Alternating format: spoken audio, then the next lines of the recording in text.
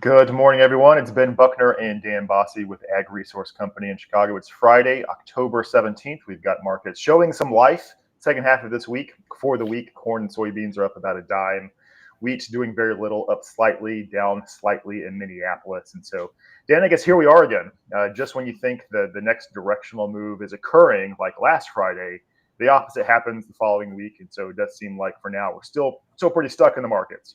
Again, both the bulls and bears, I guess, have leverage, or neither of them do. So what do you do in the markets? And we'll kind of break down. We are still of the mindset of selling recoveries.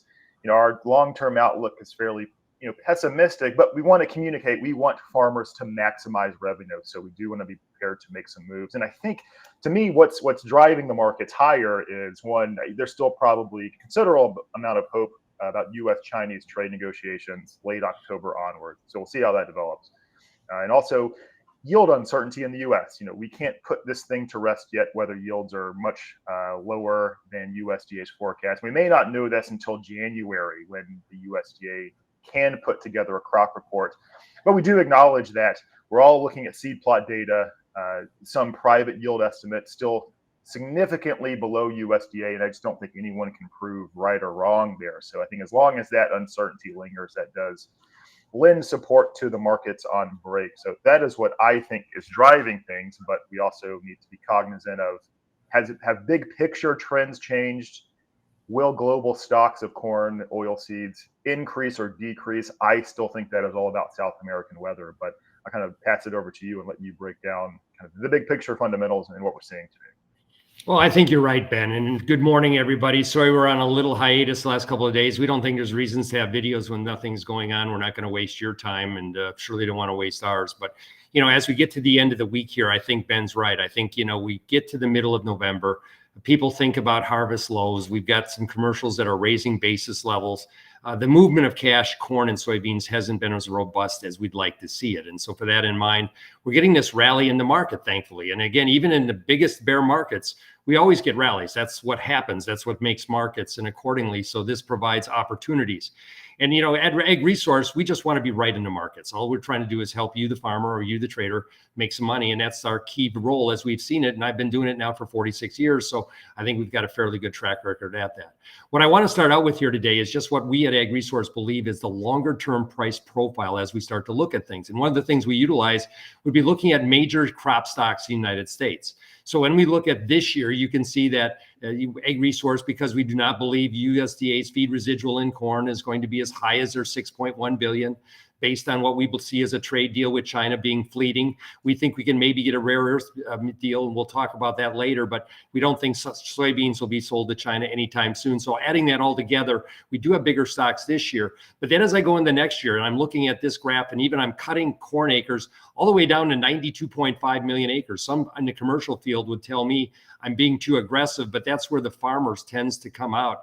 And then when we look at soybean acres, we're taking it on up to 87.5. So all combined, about 179.5 million acres of corn and beans. That's about where we were last year. And then on wheat, we're going down a few million acres. But nonetheless, you end up with combined U.S. corn, wheat, and soybean stocks being the largest looking backwards since 2000. So our thought process is to use the market's carry, to use rallies like we have, and there may be some additionality in rally forthcoming, but this is where the opportunity comes in. I'd like to tell everybody that there's a new demand driver that changes these markets. Maybe the U.S. corn yield can drop 3 or 4 bushels an acre, but it doesn't change the landscape as what we're looking at here. So in a year of rising U.S.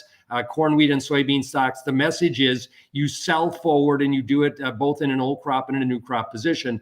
And that will be our advice at Ag Resource. As you think beyond that, one of the reasons that we're seeing these big stocks is our friends in Brazil continue to just pile it on. We're looking for 3.5 to 4% gain in harvested acreage in Brazil. Weather's nearly ideal down there. Whether the yield comes within that trend line, we'll see. It's way too early with the crop only being planted now to look at that. But these linear lines, both on harvested acreage, crush, and exports, really tells you what the American farmer is up against. And Argentina will be doing the same now after the administration has provided some support to the peso. And let's face it, the Black Sea, Russia had record wheat yields last year, And now with the rain, they are back to expanding plantings. We were hoping that maybe Russian wheat seedings would be down 6%. Now we're thinking more like 2 to 3. So globally, there's still way too much supply. And again, we're seeing no pullback from key farm areas around the world. When you look at this upcoming trade deal, and Basent is talking to his Chinese premier or counterpart today, I do believe it's all about rare earth minerals. If I look at Brazil and China, you can see here that those countries pretty much control the market.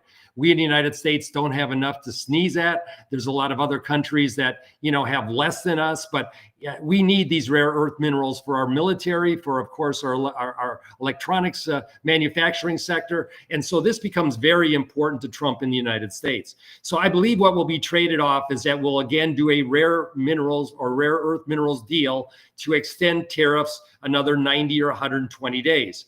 Unfortunately, soybeans have fallen way down in the agenda. They are not a top agenda item anymore. It's all about, rare earths. It's about ocean freight taxes and fees. It's about TikTok.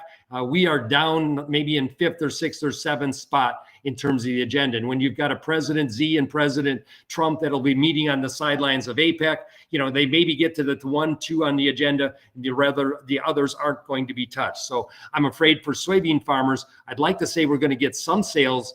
I don't want to rule out Trump completely, but I do believe that it's going to be difficult relative to the cluttered agenda we now have. Lastly, Ben, we've been in this range for soybeans now for over a year. It goes back to August of 24. We're just going sideways here. And I believe that if you somehow did not get a trade deal with China, and I'm somewhat pessimistic that we will, you're going to go back and test that lower end of the range. Corn should peak here between 425, 430 December. The wheat market has no friends, though Russian FOB prices are trying to stabilize. The world has way too much grain. The world is worried about China, and I think those are still the features. So unless, to your point, Ben, we have a Latin American, Brazilian, or Argentinian weather problem, it's hard for me to really get excited, and we want to be selling rallies accordingly. This is what farmers need to be doing. 450 March corn is too expensive. Soybeans in the March position, maybe at 1075, too expensive. And so those are where sales opportunities will present themselves, both in old and new crop. Back to you, Ben. Yeah, and so I think, even today, and again, $1 gets you access to all its information.